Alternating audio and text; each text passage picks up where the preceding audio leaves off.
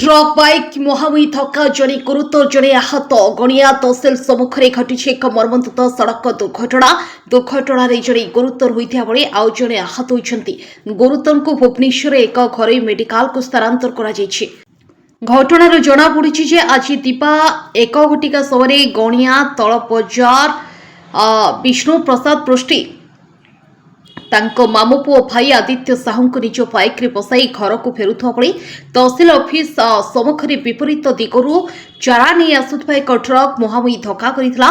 Bike आरोही 2 जण छिटिकी पड़िथिले। गुरुतर विष्णुंकर मुंड फाटी जाइथा बेले बाम हाथटी भांगी जाइछि। प्रबल रक्तस्राव हेउथवा बेले गणिया थाना गाड़ी रे तांको मेडिकल अणाजिवा परे भुवनेश्वर स्थानांतर करा जाइछि। घटनास्थल रे गणिया थाना अधिकारी टंकधर छत्रिया एसआई श्यामसुंदर प्रधान एएसआई साहा आलाम खां पहुंची ट्रकटी को जबत कर जमापड़ी। ब्यूरो रिपोर्ट मणिभद्रा खबर।